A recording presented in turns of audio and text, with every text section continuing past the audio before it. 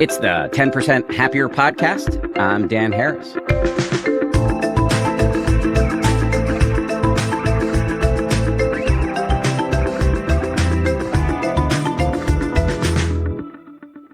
Hey, gang, one of the recurring themes on this show, and something I think about a lot personally, is that we have these ancient brains that are often ill-suited to our modern high-tech environment. And this evolutionary mismatch can create anxiety, stress, depression, insomnia, and many other vexations. And one of the principal ways in which modern life can overtax our brains is distraction. You might be the type of person who likes to brag about how good you are at multitasking, but nobody is good at multitasking. Write that down, put it up on the wall. Multitasking is a computer term. Our brains can only focus on one thing at a time. So multitasking is a neurological impossibility. In fact, one way to translate the word multitasking is doing several things at the same time poorly. And even if you're not the type to deliberately try to multitask, it's really easy to have your attention pulled away, even if you're monotasking, by the constant ringing and pinging of your phone. Which brings me to today's episode, where you're going to hear from one of the world's leading experts on the subject of distraction. His name is Adam Gazzaley. He's the David Dolby Distinguished Professor of Neurology, Physiology, and Psychiatry at UCSF. He's also the co-author of a book called The Distracted Mind, Ancient Brains in a High-Tech World. In this conversation, we talk about the impact of multitasking on your attention, your relationships, emotions, anxiety, and memory, the difference between top-down and bottom-up attention, what it means to have cognitive control, and some practical tools for restoring your own cognitive control. We talk about some controversial technologies that could eventually help us have a stronger brain, such as neurofeedback and neurostimulation, the impact of music and rhythm on the mind, and how to use technology to benefit your brain. Before we get into all of that, though, I just want to give you a heads up about a big project we're launching right here in June. As you may know, we run an occasional series on the pod called Get Fit Sanely. It's all about how to take care of your body without losing your mind. This is now our third year of producing this series, and this time in June, we're going to go bigger than we've ever gone before. We're spending a whole month on the topic, and we have a great lineup, including a Dharma teacher who's an ultra marathoner, a doctor who specializes in gut health without all the snake oil, and a science journalist who's become an expert on the subject of rest. We're going to cover everything from motivation and habit change to the connection between your muscles and your mental health. And we will have a special kickoff episode coming up at the end of the week, this Friday, May 30th. And that will lead us into a full slate of programming during the month of June. And this is the extra cool part. For subscribers at danharris.com, every episode in the month of June will come with a companion guided meditation from the great Cara Lai, a meditation teacher who's a friend of the show and a friend of mine. You can get all the details on that over at danharris.com. All right, we'll get started with Adam Gazzaley right after this. Adam Gazzaley, welcome to the show. Thanks so much. Glad to be here. Thanks for making time to do this. I appreciate it. You use a word in your book, cognitive control. What does that mean? Yeah, cognitive control, many people might just interpret it as attention.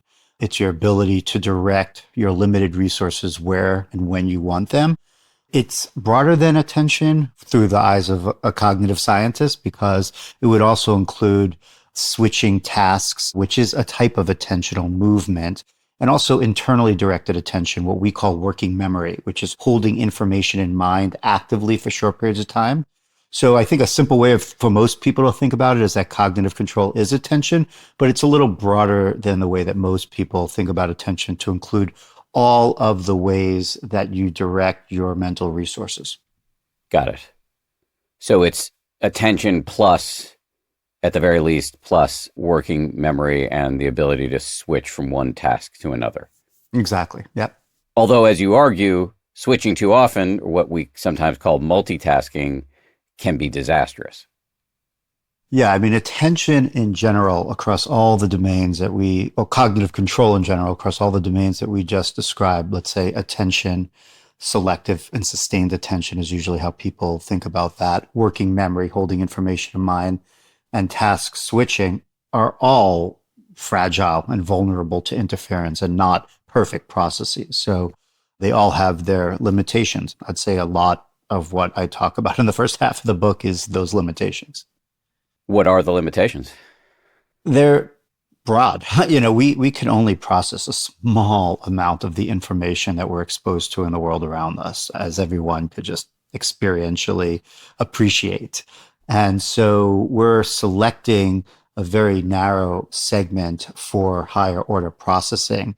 That ability is not perfect. So I'm starting with attention first. So the act of focusing is equally balanced by the act of ignoring irrelevant information. So it's a spotlight, but it's not just you put the spotlight and everything else goes dark. What we've shown in a lot of my research in my own laboratory is that the filtering is an active suppressive process, and that could vary in its capabilities. So you may have great focus, you have a great spotlight, but the rest of the field is not being adequately suppressed and filtered. And so you have interference from that information. So that's one of the limitations of attention, is that the selectivity is not perfect. Also, our ability to sustain attention is quite limited. So we have a goal that we're focusing on, and our ability to hold that focus is limited. And so we constantly have this challenge in maintaining the sustainability to hold the area of focus in our spotlight. We also have limitations in working memory. We can't hold a large capacity of information in our mind for long periods of time, and it degrades in fidelity rather rapidly. And then, as you mentioned, when it comes to task switching, or what we call multitasking, there's lots of limitations there. Not the least of which is when you multitask in your brain, you're not parallel processing as the term might imply. You're really moving between tasks. And with each of these switches, there is a degradation of the quality of the information that you are engaging in. So every switch involves a bit of a loss of fidelity. So yeah, cognitive control is limited in pretty much every way you can evaluate it. In the book, you talk about the kind of pernicious impact of multitasking on many aspects of our psychology, including our relationships, our ability to manage our emotion, our anxiety, our memory. Can you say a little bit more here? Yeah, the way I think about it is the first stop, the first cascade of negative consequences of multitasking are on other aspects of cognition. So when you move rapidly between your goals, maybe you're listening to this podcast and driving a car, or listening to it and trying to do email. So there's different degrees of interference that multitasking can be associated with. But with each time that you're moving between those two goals, because you really can't parallel process them perfectly, there is a degradation. And so it affects pretty much everything. It could affect your safety if you're driving, but on the cognitive side, it could affect your memory, your perception, your decision making. And then that could cascade further into real life events like your relationships, your sleep, how you engage in your work or your school activities. And, I use that word cascading purposefully because that's how I picture it in my mind, like a cascading waterfall. Like it starts with this activity that you're doing that you think maybe you're good at or hope to be good at, and you're not, because inherently the brain's not good at that. And then it has this cascading set of consequences that could reach across your entire life. So let me just see if I can restate that to you. Multitasking is a computer term originally because a computer can do two things at once, but we neurologically cannot. We can only do one thing at a time. So when we're multitasking, we're just rapidly switching back and forth between or among different things. Exactly. Different areas of focus. And when you're doing that, it degrades your cognition, which can, as you say, have this cascade so that you're not sleeping as well. Your anxiety goes up. Your relationships suffer because you're not really paying attention, and maybe you're sleep deprived and anxious. On and on. It's a pretty negative force in our culture right now. Yeah, you described that perfectly. That is exactly, I would say, the view that most neuroscientists and cognitive scientists have in relation to multitasking, and also most behavioral psychologists. No matter what window you look at this through, whether you're looking at the brain under MRI scanner or you're looking at someone's behavior in the real world, you see all of the manifestations that you described. One caveat, just to be clear, is that a lot of this depends on what you're talking about tasking and multitasking. So we are capable of doing more than one thing at a time, as long as one of those things or more of those things become automatized and very sort of reflexive. So sure, you could walk and have a conversation and someone says, well, that's multitasking, but you've offloaded the walking process. Even there, it could sort of be challenging to walk and have a conversation. So even in the most low level things, but that's the only sort of caveat that it starts becoming possible. But the minute they are tasks that demand attention, then everything you said is true. And so, sure, maybe you can wash the dishes and listen to a podcast, because washing the dishes, you sort of put on an autopilot after so many years of doing it. But responding to emails and listening to a podcast simultaneously is truly impossible. You're just switching. If you pay attention, you know you're switching, especially once the tasks are high enough in attentional demand, you know you're switching. As a matter of fact, you might be writing an email and listening to the podcast and then not send the email to afterwards because you want to reread it, which is evidence to you that you did not invest your full attention in that at the same time. So I think that one is very experiential for people to understand.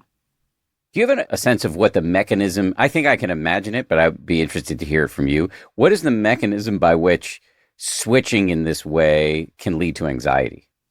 Well, my view of it, I'm not an expert on anxiety, but it's really the sort of meta part of this, that you do have the ability to be introspective about the impact of your behavior on yourself and on your environment. And if you are at all introspective about what is happening to you when you multitask, I mean, how could you not be anxious? Like it's really degrading most of the things that are important to you. So if you are, let's say, using the word addicted is a complicated word, but addicted to multitasking, it's like a strong behavioral habit, let's just say, and you do it all the time. You do it when you drive. You do it when you're sitting around the table with your family at dinner. You do it when you're trying to sleep.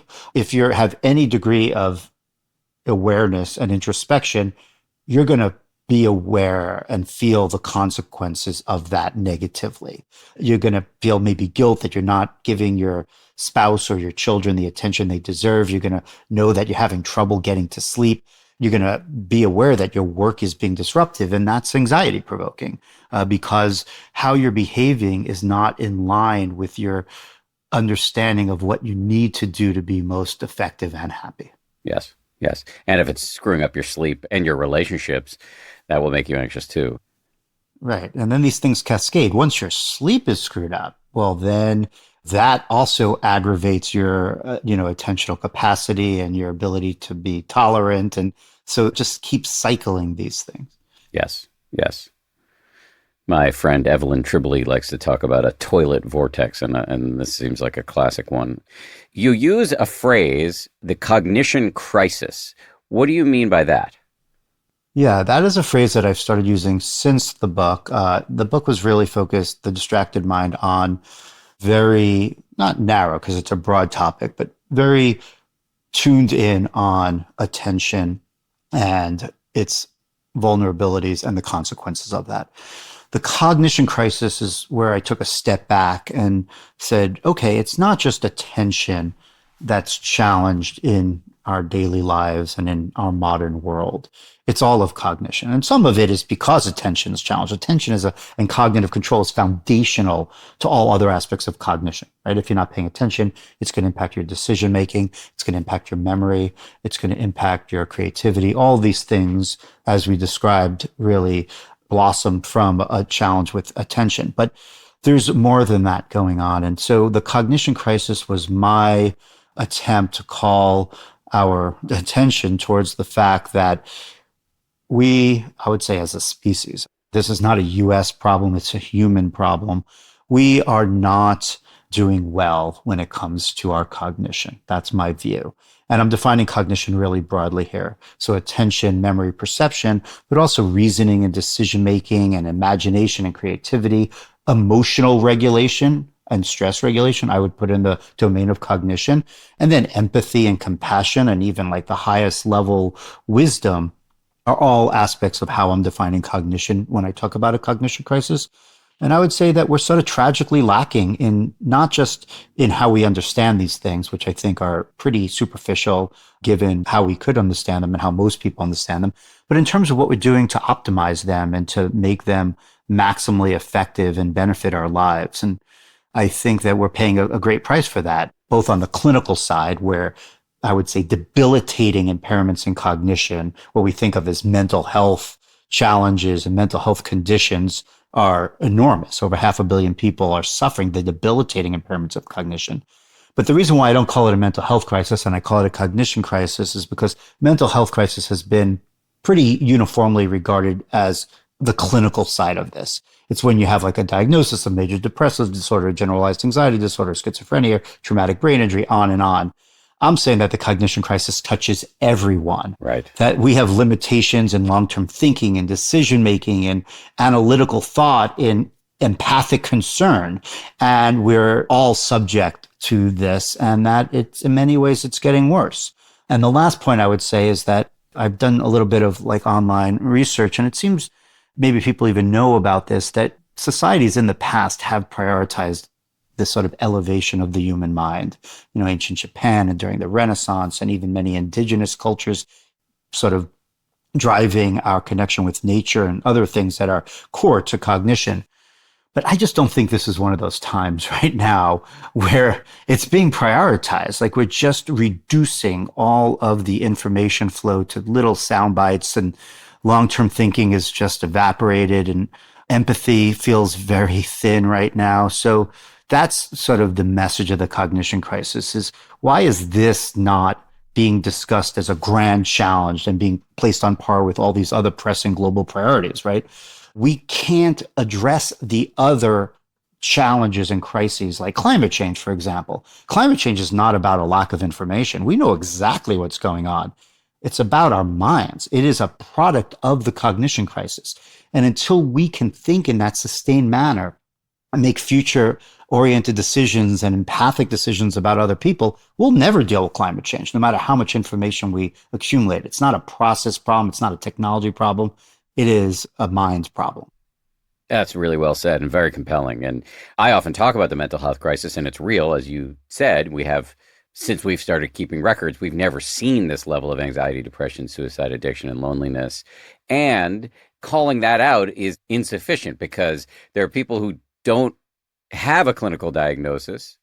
I'm not even talking about the undiagnosed. I'm talking about people who don't qualify for one of these diagnoses, but their cognition is impaired by dint of being alive right now. 100%. That is exactly what I mean by the cognition crisis. And that's why I use that term rather than the mental health crisis, to expand it outside of the clinical domain, which is real, but not everything. This question that I'm going to ask you may be overly narrow and it may be ill-informed. I don't know. But did you read this article in the New Yorker recently by Daniel Immerwahr? I don't think so, no. Okay. This guy's a history professor at Northwestern, and he has been reading a bunch of these books about the attention crisis. So this is a little bit more narrow than cognition per se, but he's talking about how many writers have talked about how we have like a cultural ADD. And I just want to read you some of what he said because he has a critique of that. I read it and I wanted to get your view. Are you open to that? Sounds good. Yep. Okay. So I'm going to read quite a bit, a couple paragraphs. Okay. Okay. So he starts off referencing this spate of books that decry our decline in attention, which is largely blamed on technology. Read one of these books and you're unnerved, but read two more and the skeptical imp within you awakens. Haven't critics freaked out about the brain-scrambling power of everything from pianofortes to brightly colored posters? Isn't there, in fact, a long section in Plato's Phaedrus in which Socrates argues that writing will wreck people's memories?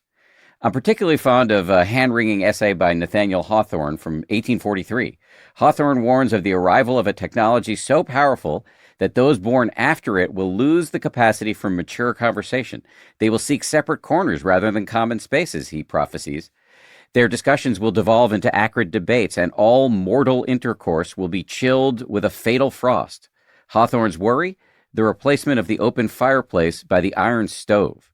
The writer goes on to say, What's awkward about this whole debate is that though we speak freely of attention spans, they are not the sort of thing that psychologists can measure independent of context across time. And studies of the ostensible harm that carrying smartphones does to cognitive abilities have been contradictory and inconclusive. ADHD diagnoses abound, but is that because the condition is growing more prevalent or the diagnosis is? U.S. labor productivity and the percentage of the population with 4 years or more of college have risen throughout the internet era.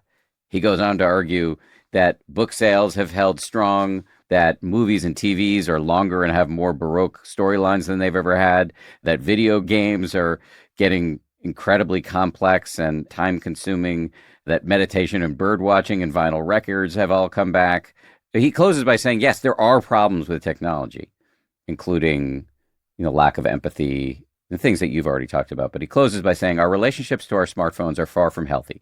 The mediascape is becoming a stormy sea of anxiety, envy, delusion, and rage. Our attention is being redirected in surprising and often worrying ways. The overheating of discourse, the rise of conspiratorial thinking, the hollowing out of shared truths, all these trends are real and deserve careful thought. The panic over lost attention is, however, a distraction. What say you? Yeah, I don't agree with that. I agree with some of it. I agree that there's a lot of techno fear out there that may be overhyped a bit. But my view, certainly when we were researching the view, my co-author and I, my domain of research is not directly looking at the impact of technology on attention. I look at how attention works in the brain and how it is susceptible to effects from interference by distraction and multitasking. And there, I feel the data is completely compelling that we have these limitations. And when our attention is fragmented, we don't perform as well. And I don't think that is in question.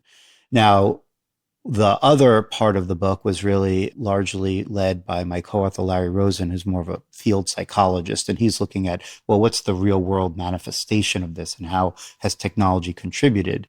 And in reviewing all that literature with him, to me, it seemed clear that there is a real world impact of the increasingly fragmented attention that we have. And are there exceptions? Sure. And is the data complicated? Sure. And can you find counter examples? Yes. But I believe that if you look across the full breadth of data on how people interact with each other, with themselves, and with content, it is more fragmented than it has been. And there's a price to pay for that.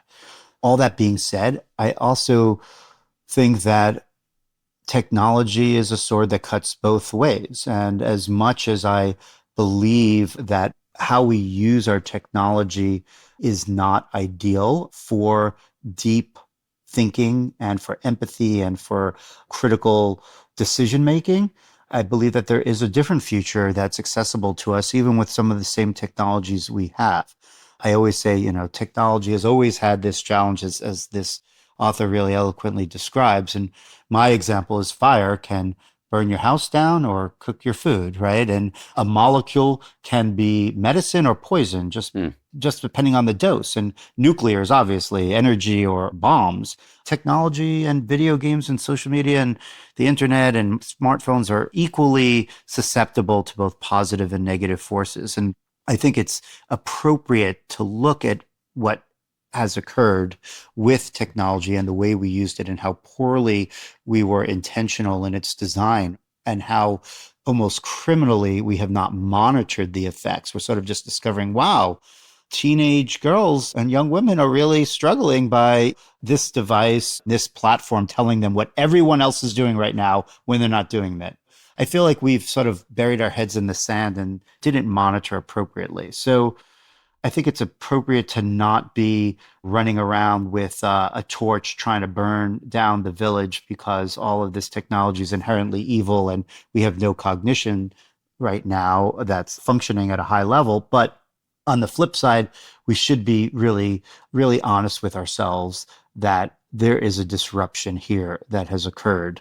I think the data speaks to it. People are aware of it. Most people don't fight this topic. They're like, yeah, I see it. I see it in my kids. I see it in myself. Mm-hmm. And we should just address it and figure out how to do better. And this is a critical time to have this conversation because our way of interacting with our devices is shifting. We now have virtual reality and augmented reality, and we have AI, generative AI, and that is going to continue to increasingly complicate our interactions with technology. So if we don't start approaching it honestly and transparently, not as like this evil villain on a hill, but just as something that's nuanced and double-sided, we're just going to get in more trouble going forward.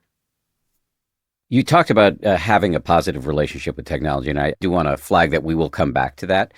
But in the meantime, I'd love to have you teach us a little bit about the brains that evolution has bequeathed us and how attention and focus and cognition work in the brain. You use this theory in the book, optimal foraging theory. Maybe that's a good place to start.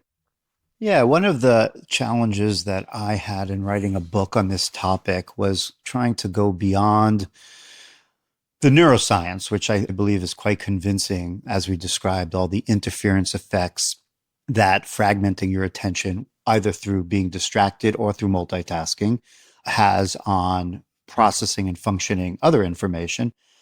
I wanted to go beyond that and understand how is this manifesting in our lives, and if we can not just go with our gut instincts about it, but really try to have sort of an evolutionary perspective on it, we might be able to come up with solutions that are a little more grounded in a conceptual framework rather than just trying to intuitively come up with solutions. And so I was inspired by a other field, what's known as optimal foraging theorems, and a particular one, the marginal value theorem. And these are essentially mathematical approaches to model how animals forage for food in the world.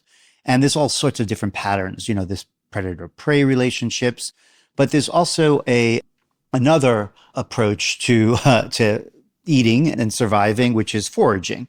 Obvious examples of squirrels and bears and berries. And I was really interested in the mathematical models that have been developed to describe, for example, how a squirrel forages for nuts in a tree. And what the models have been successful in showing that it really replicates the real world behavior in laboratory studies as well, more controlled studies, is that there are two main forces that determine how long a squirrel stays in a tree foraging for nuts. One is the availability of nuts in the tree, and the other is how close it is to the next tree. So they will switch out of that tree more rapidly even before depleting all the nuts, if there's another tree full of nuts that's just like a short jump away. But if the other tree is not close, then they will continue to draw on the resources of the tree they're in. And so essentially what this model does, it predicts, even mathematically, how long an animal will forage in a patch of food before switching to a new patch. And I thought, wow, this is very similar to what we do with information. So if you replace food with information or you replace squirrel with us, I would say that we forage for information in a very similar way to other animals foraging for food, or even how we forage for food. And this has been actually described also in primates, that we are rewarded with information in a very similar way to the way that we're rewarded for food. And so if you picture a human being foraging in an information patch, let's say it's a website, you could propose that how long you stay in that patch is dependent not just on the content there, whether or not you finished the article, but how accessible other information sources are, which now are just so accessible, right? It's just a click away, or, it's a link, or it's having multiple screens up, or it's having your phone on your lap, or having your phone even ping you and say, hey, there's one right here that you're really interested in. And so we're forcing ourselves to switch more rapidly than ideal, not really getting all the benefits of the content exist in any information patch because of the system we created to be drawn by the other sources that are so readily accessible. And then there are other very human things, like our declining desire to remain in a patch is not just how close another patch is, but also now anxiety on not being in that other source, or even boredom of being in this source. So that's what I sort of describe in the book, is how can we use this model to help elucidate why we behave in this way many times even when we don't want to. What hasn't been done is putting all the experimentation and the mathematics behind this. So it's sort of like a hypothesis that these models, which describe optimal animal foraging for food, can be related to humans foraging for information. And once you establish that, then it offers a host of solutions that you can take to better guide your behavior by sort of pushing and pulling on the elements of the model. Okay, so I want to talk about ways to better guide our behavior. But before we dive into that, is there anything else that we should know that a layperson should know about what distraction and task switching do to the brain? Yeah, so I define them differently. When I started doing research in this over 20 years ago, they're often used not quite synonymously, but often used in the same context and not well defined necessarily. So distraction, I describe, and I have several papers on this, and including some brain imaging studies that support it, is really the presence of irrelevant information in your environment that you are choosing to ignore in favor of your goal, but it creates an interference anyway. It sort of seeps in. So you can imagine having a conversation with someone that you really desperately want to interact with at a high level, but you're in a noisy restaurant. And so that information is irrelevant to you. You're trying to shut it out, but your filter is not perfect. And so that creates interference. That is distraction. The other way that interference occurs is through multitasking. So now you're making a conscious decision to have a conversation. Let's say I'm going to give that same restaurant example, but also keep your filter low so you can follow along with a conversation that's interesting to you at the next table or hear what the waiter is describing as the specials at the next table. Now you're consciously deciding to take in more than one stream of information. And what we found in our work is that the presence of distraction is so powerful that it degrades pretty much everything that we've studied and many other people have studied. So for example, here's just a salient example from our research. If you see a picture and you're trying to remember it, you perform better just by closing your eyes when you remember it as opposed to keeping your eyes open while you're trying to hold it in mind. So even just having your eyes open degrades that information, just that distraction, even though you don't have another goal. And we also showed that even just having that chatter around you while you're trying to take in information, even though it's irrelevant, also degrades the ability for you to remember the relevant information. So we are exquisitely sensitive to this interference effects. But the interference effects are even greater if you choose to engage in another stream of information. And that's sort of the multitasking phenomenon or the task switching. So it has all these very well documented acute effects on how our brain processes information and how it then degrades performance. It's the chronic effects that are a little less clear. So if you do this over long periods of time, it certainly can become a habit. And I think many people would self-identify as having a lot of these habits. Does it irrevocably harm your brain? I would say probably not. Our brains are remarkably plastic. And if you expose it to a new way of interacting with the world and new behaviors and new habits, it will adapt to it. So I tend to really focus on the acute consequences of this, both on cognitive processing and how you engage in the world rather than some long-term chronic impact that's not going to be reversible. So if I understand the difference between and relationship between distraction and multitasking, distraction is, I guess, external or exogenous in that we live in an environment where things are constantly popping up to grab our attention. Meanwhile, if you are making the affirmative decision to switch back and forth rapidly between things, that makes you increasingly susceptible to distraction. Both of these things degrade your cognition. Am I in the zone here? Yes. Yeah, it basically comes down to goals. So do you have one goal or two goals? If you have one goal and there's irrelevant information that's unwilling, despite your best intentions, is pulling your attention away from your focus, that's distraction.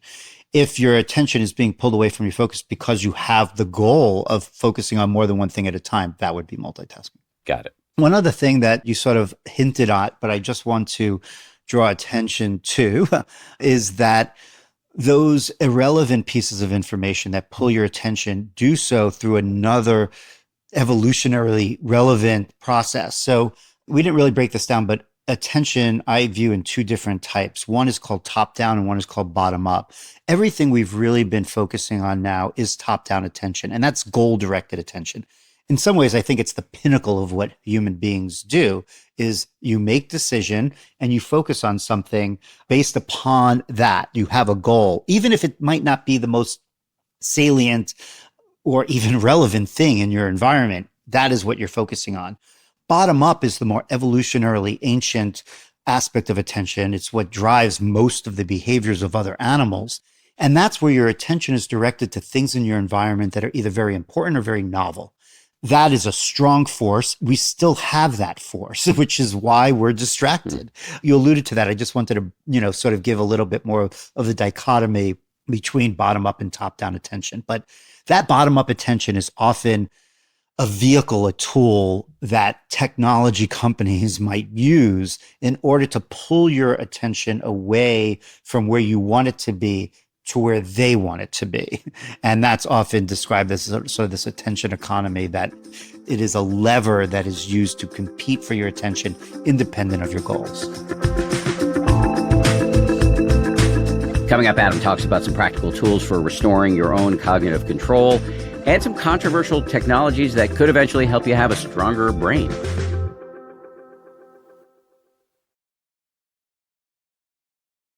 Okay, so how does one boost one's cognitive control? You list a lot of levers that we can pull because this podcast is what it is. Let me start with meditation. Mm-hmm. What have you learned about how meditation is helpful in this regard? Yeah, that is a great place to start, not the least of which because I know it's a big interest of yours and of your listeners, but because there is so much data that has accumulated through different types of studies about the benefits of meditation on sort of what I would describe as taking back control. How do you get cognitive control under your command and not be pulled and pushed by the ebbs and flows of the technology around you? Meditation is a complex topic, not the least of which because it's been around for thousands of years and has many different versions and many different uses depending on the culture and even how it's been adapted in our Western culture. But at its core, it is an attention practice. I don't think anyone denies that. And there are different types of attention practices, whether it's concentrative or open meditation. We don't have to really necessarily tease all this apart. But if we just take concentrative focused meditation, which I think, a lot of people would think of immediately when you think of meditation, breath focused meditation, this practice of holding your attention to a rather subtle stimuli like your breath or a body part or a mantra, a phrase, is an exercise that the data supports can improve your ability to control your attention and has other benefits as well. And, many other people are experts in its benefits on stress and empathy and other aspects that are important to us. But just from the attention perspective, there's lots of different research on real world practices of meditation. And in my own laboratory, we have created a digitally delivered concentrative meditation practice that we call MetaTrain, very similar to the approach to real world, the sort of Vipassana style meditation of focusing on your breath, holding your attention there, not judgmentally. And if your attention moves from there, just bringing it back. And we've described the outcomes of that process on attention through brain imaging and cognitive testing, and showing that even 6 weeks of relatively modest exposure engagement in that, 5 days a week, 30 minutes a day for 6 weeks, we see across multiple populations improvement in attention processes that switch domains. So even like high speed visual attention is a benefit from eyes closed, slow, internally focused attention. In our world, we call that transfer of benefits. It's like sort of the hardest thing to show with any practice, but it's remarkable. And we show neurally what's happening related to that. And we show that it occurs in older adults and younger adults. And now we've shown that that benefit extends beyond attention to stress response improvement. We even have a study now that we're submitting for publication showing that it changes the length of telomeres in older adults, which is a cellular marker of aging. So there's lots of benefits of that practice of holding your attention to this subtle stimuli of your breath in terms of your ability to control your attention and to sustain it in other contexts. You indicated before that maybe it doesn't make sense to get overly Talmudic about the different types of meditation, sustained attention or concentration meditation, as it's classically referred to, where you pick a quote unquote object of focus, like your breath, and try to shine your attention on it. And then every time you get distracted, you start again. There are, as you referenced, types of meditation that are more like open awareness, where you settle back and try to just be mindful of whatever comes up in the mind, physical sensations, psychological phenomena, et cetera, et cetera. I'm just curious, is there any difference in terms of the benefits vis-a-vis cognitive control? All my work, my personal research, my team's research has been on concentration meditation, concentrative focus meditation. So that's all that I could speak of from my own efforts. There's much larger body of literature in general on that type of meditation, but there is literature that exists on open awareness meditation and including things like metta and loving kindness meditation, but much more limited. I would hypothesize that the practice of keeping an open awareness and allowing things to enter your consciousness and then quickly move out would have very, very different benefits on cognition than what we have described with concentrated meditation. Maybe having benefits in more of the alerting and the sensitivity to bottom-up stimuli would be a benefit, maybe even some type of outcomes related to your ability to hold things more lightly and to even switch from things more readily rather than the stickiness that could come with holding a focus. But I have not compared those directly. But I would think they would be quite different because they're distinct in engaging your attentional system. It's fun to hear you hypothesize. Okay, so the list is pretty long of, and this is good news, of things we can do to regain cognitive control. I'm going to just jump around the list a little bit, but one prominent entry, and I know this is another area where you personally have done quite a bit of research, is access to nature. That might be my favorite. It's hard to pick your favorite because I know the list you're looking at and they're all great things, but nature's been the one that has personally been the most beneficial in terms of my own relationship with cognitive control. So I could speak to it as a researcher, but also as a human being seeking to improve their own function, because I'm not immune from any of these influences and negative consequences of technology myself. And so for the last 25 years, I've been a pretty active nature photographer. It's complicated because it's not the same as just going out and enjoying nature. So that's another thing that we don't have to unpack right now. But one advantage of being a nature photographer is that you get into nature a lot. And being in nature has been incredibly restorative to me in terms of my own cognitive fatigue that accumulates over time. And there's a literature that suggests that's true and even pointing to some of the mechanisms by which that's true. So, there's a whole host of data out there showing the benefits of nature exposure on attention. And maybe I will double tap on this a little bit because it relates to what we talk about bottom up and top down attention. It's the fatiguing of the top down attention that is quite noticeable to people that really degrades your cognitive control. So you might start not great in the first place, but as time goes on and as your brain essentially just becomes tired, your cognitive control becomes worse and worse. And so the idea that you need to restore it is a pretty logical one. And an easy analogy would be to make, compared to our physical fatigue. And there's no athletic trainer or athlete alive that does not have a full respect for restoration or recovery. And that's built into all training programs and to everything related to sports and high performance athletics. But when it comes to our mind, somehow we've made ourselves believe, or many employers have made themselves believe, that you don't need a break. You could pump through an entire 4 hour process, maybe take a quick lunch break and then get back at it. But our brains and cognition fatigue as well. And so how do you restore cognitive control on the timescale of a day and maybe even the accumulating effects of the fatigue? And that's where I think nature has a really powerful role. And the mechanism that's been proposed is that walking in nature, let's just picture yourself on a beautiful hike and you're in the mountains, you're surrounded by trees and waterfalls, and you're walking along.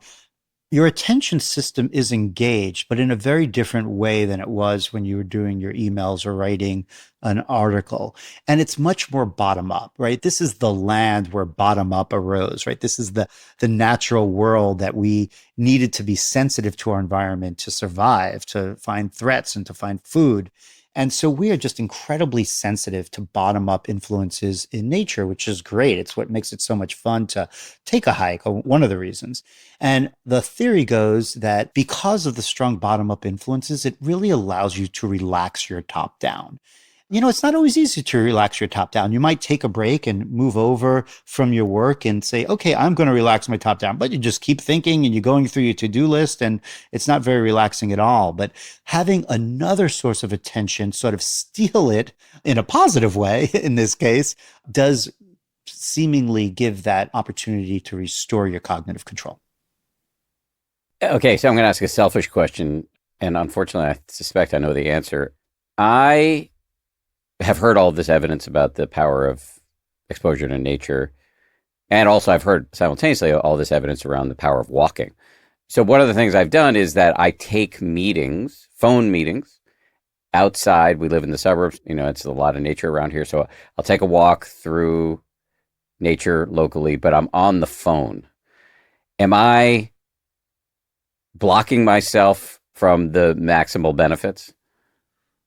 Well, maybe from the maximal benefits, but I still think that there is a benefit to do what you're doing. As a matter of fact, I do the same thing. I even hold actual walking meetings with other people and prefer to do that than over a Zoom call or sitting in my office. And like you said, you get the dual benefit of some physical exercise and also being in the natural world. And so I think there is a benefit to that in lots of ways, and stress reduction and other things that are true influences of that activity. But it's different than just allowing yourself to completely go offline in terms of your top-down goals, and just really allowing yourself to relax and to be in nature. So they're different. I think that it is a great activity. I support it. I do it. But I think that there's also a lot to be said by not listening to a podcast or taking a meeting on your walks in nature and just being in nature and just observe the natural world. So yes, and. Yes, and. You in a very recent answer, again, we're in this part of the conversation where we're talking about how to regain cognitive control. And the good news is that there are lots of ways to do that. In discussing nature, you talked a little bit about the importance of taking breaks, and that actually is a whole category outside of just nature that you discuss in the book as a way to regain cognitive control, taking breaks, not pushing bulldozer style through work all day long. And within that, you talk about naps, reading, socializing with other actual human beings. Can you hold forth a little bit on all of this? Yeah. So when you're engaged in a very high intensity top-down activity, like going through your email list, your work list, and anything else that's really pushing a high cognitive load, you need to take a break. And where that is and when that is depends on the person and how you've trained yourself to be able to do a high cognitive load for a long time. Not dissimilar to a runner. Someone that doesn't run, a high load might be a block, a runner might be a mile. So I do think that you can train yourself to take on a higher load for a longer period of time. But everyone, whether it's running or working on something that's cognitively demanding, will fatigue and will have a decrement in performance because of it. So taking a break is key. I think the nature of the break really matters. And this is an incredibly unstudied area. So this is where I'm always very clear that hypothesis generating and speculating to some degree, I always try to be clear about what I'm basing on research, especially my own research, and what isn't. there is some work on this, but not as advanced as it could be. And so, what are the best breaks? Well, one thing that I think is just incredibly obvious, like a break from writing an article is not checking your email. That's just switching to another stress inducing, high intensity, high cognitive load task. And you don't get any real restoration from that type of switch. So, what are the better switches? Well, the things that we've talked about are meditation, even relaxation, as much as you're capable of relaxing without another task, physical fitness, physical exercise, whether it's in a walk or doing push ups or something of that quality, and then nature exposure, which we mentioned now, but not getting into these iterative sinkholes that just pull you away from your goals or create other fatigue. So again, another problem with the break being social media, which is a very common break for people, is maybe it does have less of a cognitive load, but it also has this really powerful capacity to take you away from your original goal and make your break much longer than it needs to be, in addition to all the other negative aspects of anxiety producing and misinformation, all the other things that can happen during that break. So I like to think of meditation, relaxation, physical exercise, nature exposure, even, having a conversation, as long as it's well contained within the time frame, as breaks that then allow you to get back to the activity that you are trying to focus on, in a reasonable amount of time. Continuing with my marching through this list of ways to regain control, there are a couple of entries here that are compelling, but I don't actually know what it involves. One of them is neurofeedback. The other is brain stimulation.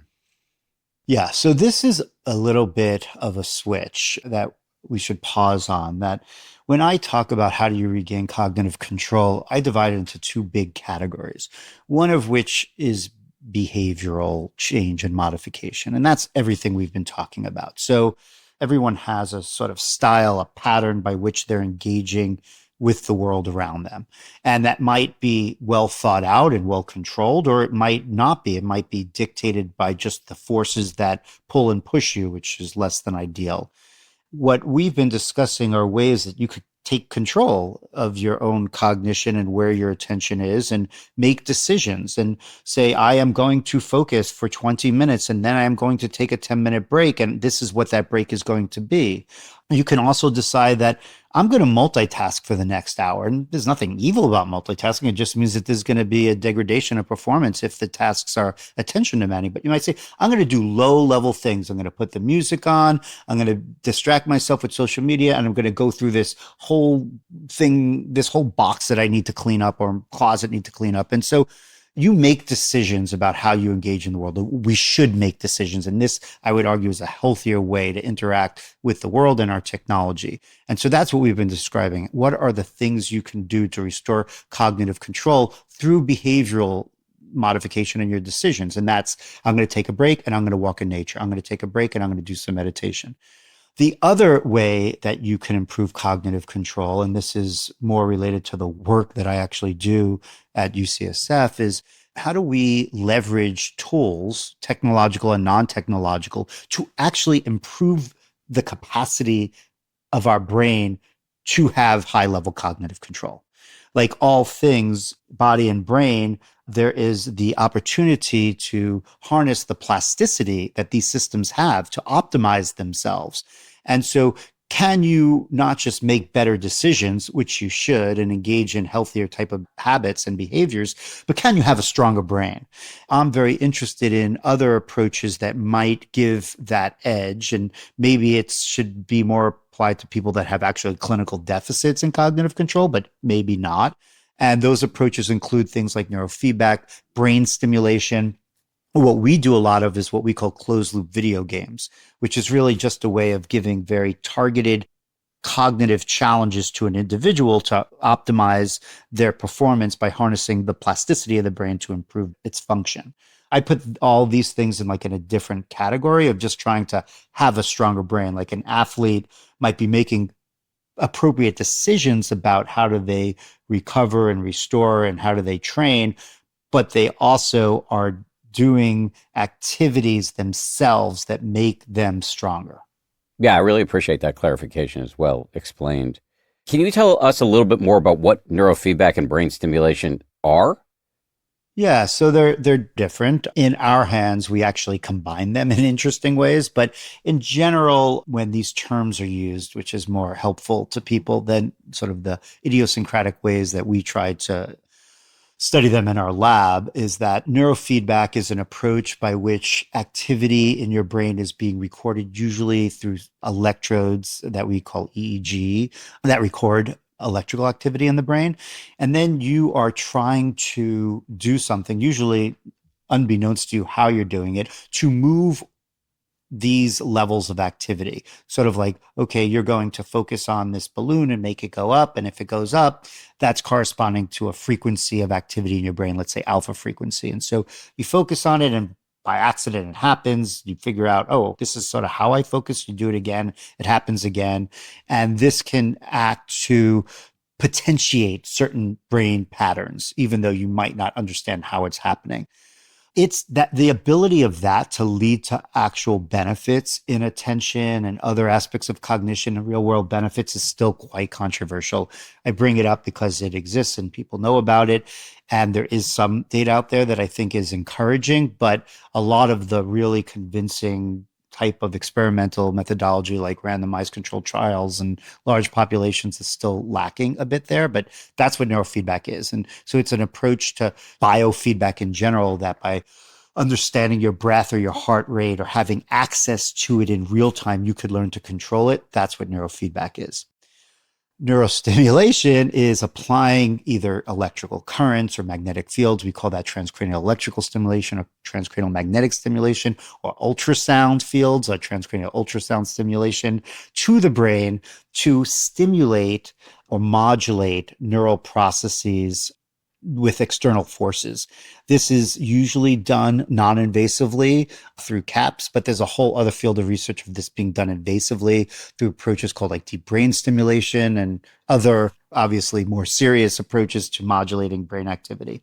And the goal here is that we can, through the external application of influences that change how your brain functions, we could strengthen certain aspects of it or change certain aspects of it. And there is a literature to suggest that this application of electrical fields and even magnetic fields might stimulate the plasticity of the brain. So that is another field of research that has clear examples that it does alter brain activity and is still lacking a bit in what's the big deal? Like, does this really change people's lives? And, in all fairness, there is some convincing aspects of this. Like, for example, the literature showing that TMS, transcranial magnetic stimulation, with different protocols of application could have benefits in depressive disorder and some work in bipolar disorder and even FDA approval in that area. So that's what neurostimulation is. That's what neurofeedback is. Thank you. I appreciate that. Coming up, Adam talks about the impact of music and rhythm on the mind. I found that especially interesting. And we talk about how you can actually use some technology to the benefit of your brain.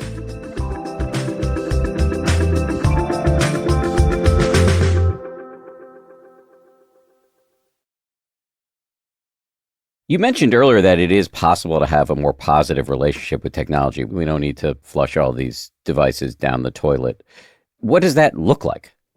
Well, this goes back to what can we do to engage with technology in a healthier way? And I always say the first aspect of it is meta awareness, to wrap your head around your own behaviors and how it's influencing your life. I think that's really important. And if you take another example of behaviors that we've engaged in the past at an incredible rate that have now sort of shifted. So let's say smoking cigarettes or even eating foods that might be considered unhealthy. It's hard to stop these processes once you engage in them and they become habits. But one of the important steps is awareness, is to understand that these are having a negative impact on you. And that is not enough to change. But that is certainly a great starting point because that could help give it more sustainability over time when the temptation to revert exists.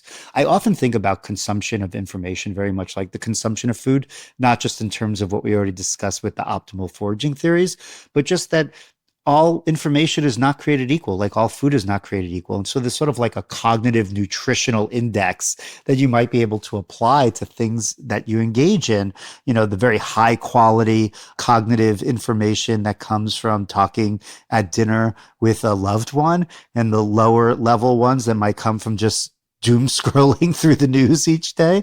You can make decisions just like how you make decisions about what you eat, that you just don't take necessarily everything that's in front of you at all times, but you have rules, you have decisions, you form new habits about how you engage with the ecosystem of your food.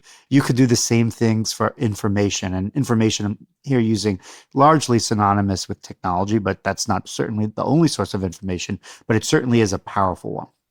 Given how powerful our relationships are with these devices, and especially how powerful supercomputers and these super intelligent humans who've designed the applications that live on our phones and other devices, how much personal responsibility can we really take?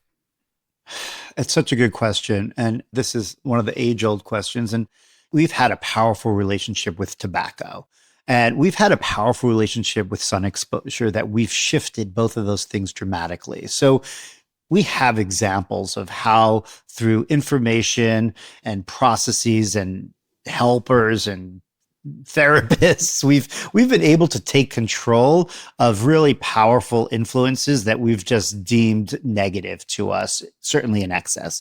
And so I feel like we have to take some responsibility. If we hand over the keys and say technology is too powerful and we're just going to let it control us, and if it's really tasty information that it's presenting, I'm going to gobble it up, I think we're doomed. We have to have responsibility and control here. And it's hard, and you're not going to win all the time. And I think saying like, I just don't use tech anymore is ridiculous and not appropriate for 99% of the people, because we need it and we're going to need it more and more. But it doesn't mean that we shouldn't have control over our decisions about how we use it.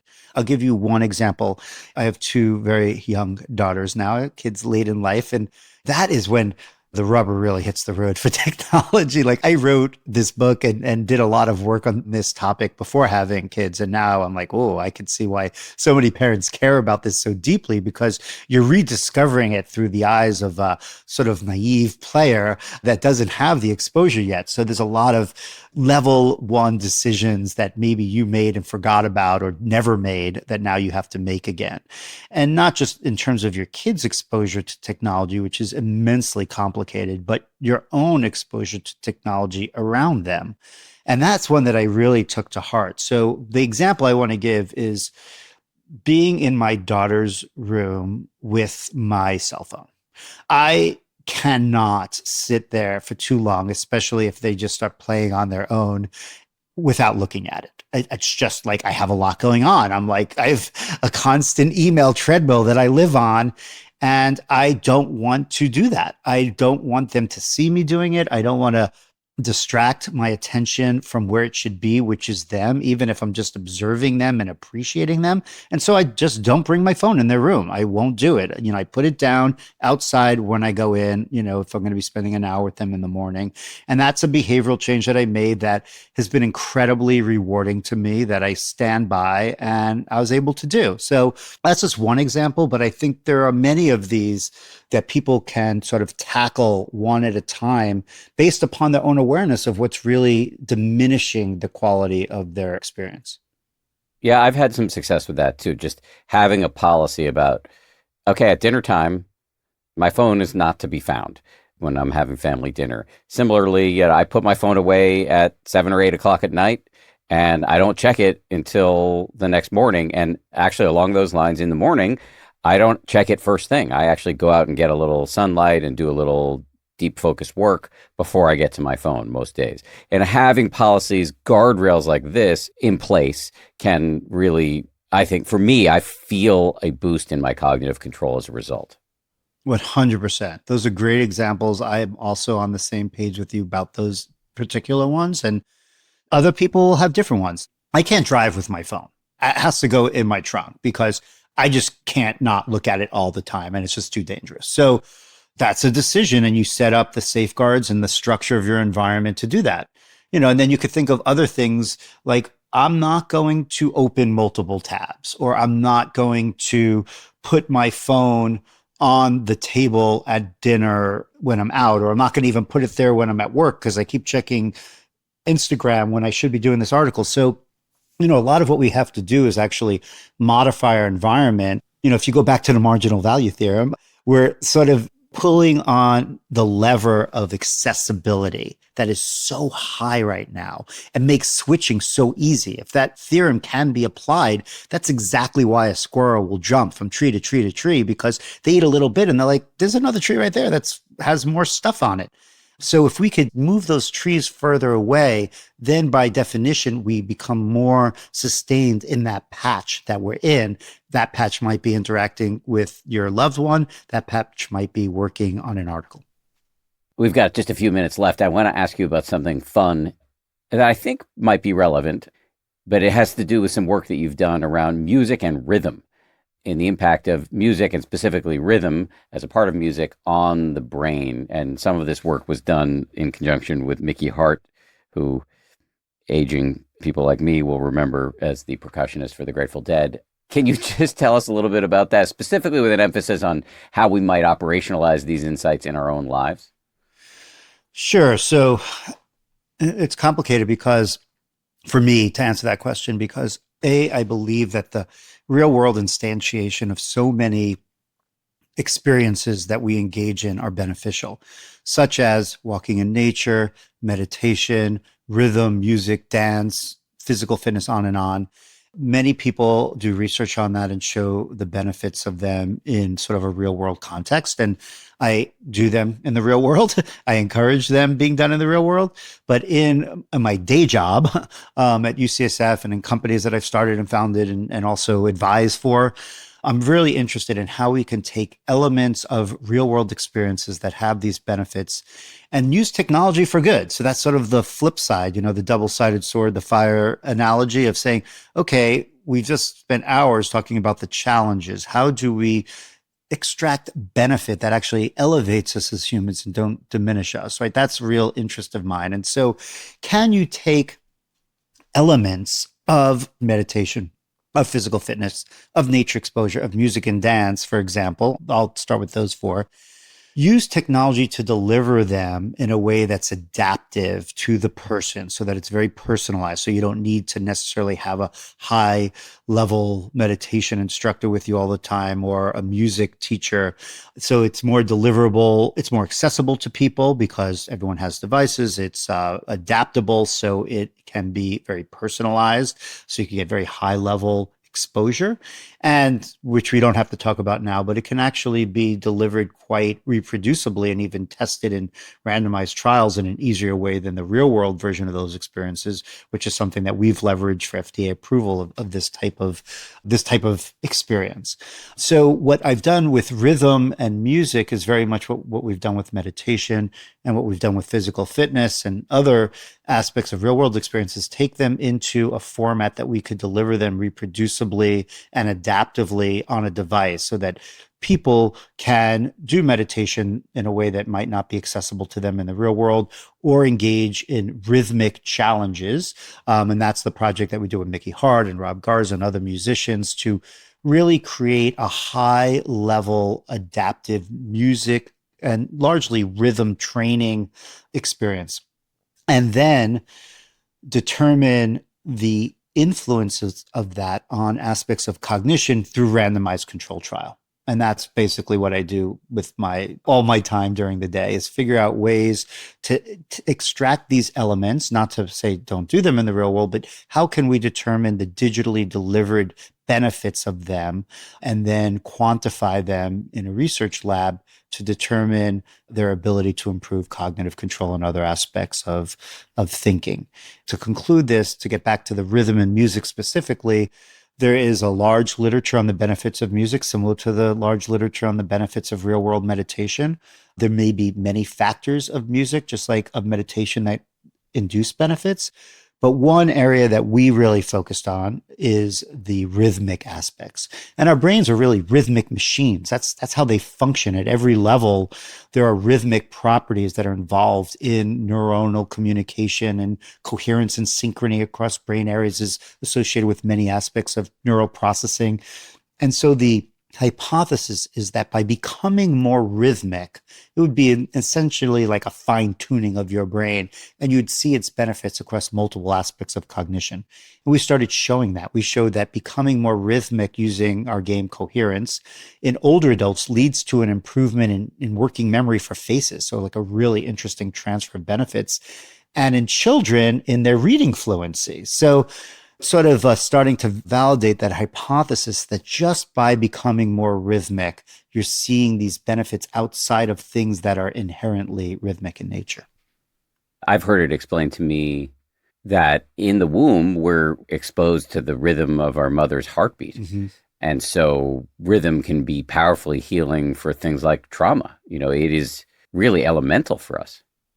There's so much there. I'm excited about just that domain of our research. And, we have 40 people in our center. So there's many, many different projects going in parallel. But the work on rhythm and music is so rich. To pause on the point that you're making and just to really drive it home, we've done a lot of research on actively engaging in rhythmic experiences where you're reproducing them, you're memorizing them, and, not just reproducing them in the moment, but after time. And what does that do? And what are the benefits of that? Almost essentially like music and rhythm training.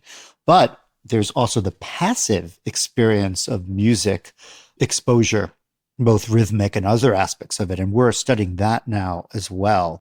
What does it mean to just be appreciating and enjoying rhythm without trying to become more rhythmic? And, starting at the womb and throughout our lives, that also has positive implications that we're studying. I love it, especially as a drummer myself. I love it. There you go. I'm no Mickey Hart. Before I let you go, you've made a few nods to the incredible work you're doing in your lab.